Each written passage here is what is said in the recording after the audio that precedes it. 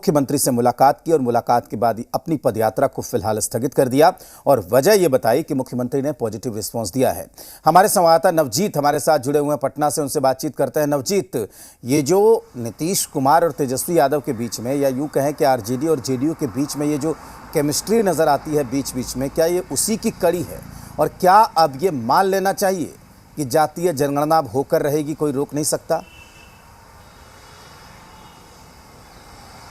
देखिए, बिहार में यदि जब तक मुख्यमंत्री नीतीश कुमार हैं और जब वो एक बार कोई भी चीज़ कमिटमेंट करते हैं तो आज तक का जो एक तरीके से देखा जाए तो हिस्ट्री रहा कि सरकारी योजना का जो कुछ भी लागू करने की बात करते हैं तो वो करते ही रहते हैं। और कल जिस तरीके से, जिस कॉन्फिडेंस के साथ नेता प्रतिपक्ष तेजस्वी यादव आश्वान्वित हुए हैं कि अब होगा ही, सवालों के जवाब में जिस तरीके से वो जवाब दे रहे थे, जिस तरीके से रिएक्ट कर रहे थे, जब पत्रकार पूछ रहे थे, कई बार पूछे, एक बार नहीं, दो बार नहीं, 3-4 बार जब पूछा गया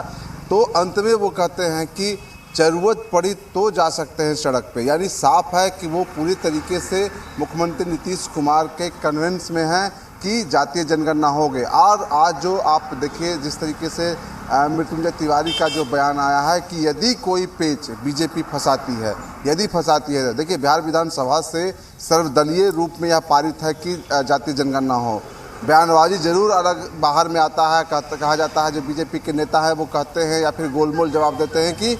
जातीय जनगणना की बात से कहीं इतर बात करते हैं। लेकिन जब बिहार विधानसभा की परिस्थिति को देखिएगा तो वहाँ पे सारे एकजुट हैं। ऐसे में मुझे नहीं लगता है कि कैबिनेट से इसे पारित कराने में मुख्यमंत्री नीतीश कुमार को कोई दिक्कत होगा। और यदि दिक्कत होगी तो जिस तरीके से आप जो तेजस्वी यादव का जो बयान है, जिस तरीके से तेजस्वी यादव भी चाहते हैं कि जातीय जनगणना हो, तो यदि कोई विकट स्थिति आती है तो कहीं न कहीं आज मृत्युंजय तिवारी ने भी स्पष्ट कर दिया है कि हम लोग साथ में हैं। तो नीतीश कुमार के सामने कोई बड़ी समस्या नहीं है। समस्या अब बीजेपी के पास है कि आखिर अभी तक जो बातें कहती रही है, यदि आरजेडी के समर्थन में जाकर के यह जातीय जनगणना हो जाती है, नीतीश कुमार करवा लेते हैं, तो उनका जो राजनीति है, उनका जो बयानबाजी है, उनके जो नेता हैं वो आखिर जो जनता के बीच में जाकर के क्या कहेंगे? क्योंकि कहीं न कहीं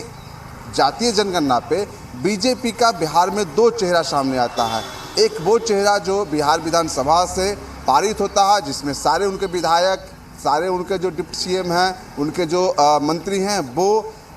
पारित करवाते हैं चीज़ों को, सर्वसम्मत से पारित होता है। प्रधानमंत्री नरेंद्र मोदी से मुलाकात करने जाते हैं जिसमें बीजेपी के प्रतिनिधिमंडल रहते हैं। लेकिन जब बात आती है बयानबाजी की, बयानों की, केंद्रीय मंत्री जिस तरीके से खारिज करते हैं कि नहीं, जातीय जनगणना नहीं हम करवाएंगे, उनके नेता हैं वो बयान जारी करते हैं सदन में खड़े होकर, संसद में खड़े होकर नवजीत ये कह देते हैं कि जातीय जनगणना नहीं कराएंगे। और ऐसी स्थिति में अगर बिहार में जातीय जनगणना होती है तो कहीं ना कहीं बीजेपी के लिए थोड़ी दिक्कत वाली स्थिति